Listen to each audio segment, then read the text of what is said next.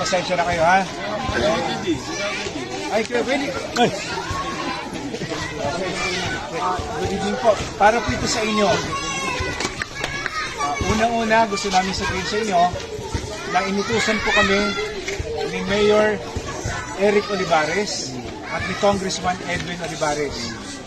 Nandito po yung acting head chief ng ating local housing board, Engineer Oka, at si Carl.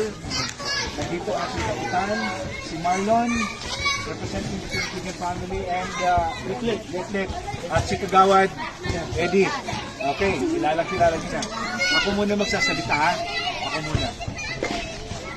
Una-una, gusto namin sabihin sa inyo na kanilang hapon ho, nagkausap niyo po at nagpapasalamat tayo sa Philippine family.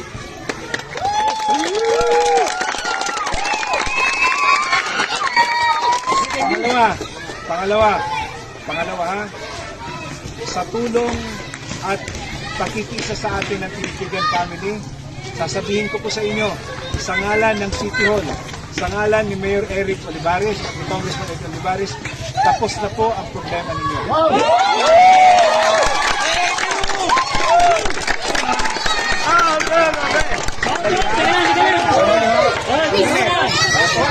Sandali po, meron pa.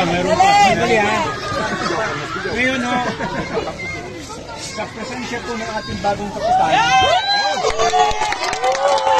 ito ho ay hindi ho natin magagawa.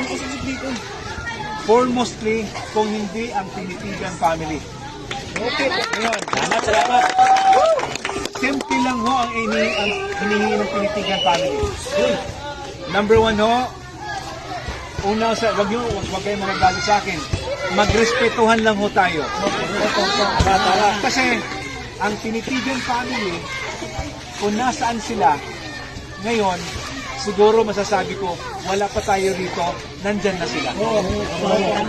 That's correct. So, unang-una, ang una yung hinihingi nila sa inyo, respeto. Ganon din ho sila. Ire-respeto din kayo. Okay? That's number one. Number two, totoo man o hindi, mula ngayon, direkta na ho makikialam ang City Hall natin. Ibig sabihin ho nito, atin mo na, ibig sabihin, hindi ho namin papayagan na mayroong isa dyan, dalawa, tatlo, o kung sino pa man, nagagawa ng labag sa batas. Lalo na ho, pasensyahan niyo ako ha, kung meron ho dyan mga pananakot, hindi natin papayagan yan. Ang gobyerno ho ni Ads Bernabe ay pantay-pantay titingnan ng tao. At ano ho ito, bubusisiin namin siya in a very myopic way na ang serbisyo niya ay para sa inyo at para lalong-lalo na ho sa mga may-ari ng lupa dito sa inyo. Importante po yan. Kasi ang nangyari ho kanina, sa totoo lang ho, napakagaling ng Diyos. Dinaan muna tayo sa butas ng karayong para magkaunawaan lahat. Amen. At mula ngayon, nandyan ho si Marlon, representing the Pinitigan family. Of course, si Kuya Danny. Of course, si Ate Wing na nasa Amerika. Si Ate Rowena. Bubuksan na ho natin ng ito. Yes. Okay? Dito ha. At bukas ho, bahala na si Marlon, bahala na po siya magtanggal nitong mga harang na ito. Si Marlon na ho bahala dyan. Ha? Thank you. Matulong kayo. Tutulungan. Ngayon, ganito. Unang-una, magko-coordinate kayo sa barangay. Lalong-lalo na ho sa gate natin. Kaya, ayoko magsalita ng tapos, pero napakaganda ho ng pag-uusap ni Kapitan at saka ni Ma'am Rowena. At ngayon ko lang nalaman, pamilya pala to. Sa totoo lang, medyo I feel very emotional. Halos maniyak-iyak sa naririnig ko kanina. Pamilya pala to. So walang dahilan na hindi magkakaunawaan, hindi magkakaisa, at lalong-lalo na ho, na hindi magtutulungan. Yes. Pamilya po itong dalawa na to. Thank you. The Bernabes and the Tinitigan family. Pamilya ko na to. Importante yan. So, tungkol doon sa gate, may pinag-usapan na po si Kapitan Ad Bernabe at si Ma'am Rowena. Mayroon silang arrangement na gagawin. At wag po kayo mag-alala dahil sinasabi ko po sa inyo, makikialam po ang City Hall. 24 hours open po ang communication namin. Ito sila Mayor Oka, Engineer Oka, kami ho sa City Hall.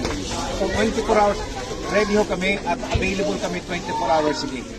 At sinisigurado ko sa inyo, sa narinig ko kanina, wala akong nakikitang problema.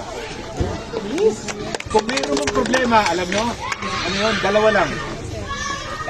Una, chismis. Yeah. Pangalawa, intriga. Yun lang ang panggagalingan at wala nang iba. At sinisigurado ko sa inyo, si Kapitan Ad Bernabe, ang konseho po niya, andito si Eddie, at ang konseho niya, magtratrabaho ito para sa taong bayan. Walang maaapi dahil hindi natin papayagan yan.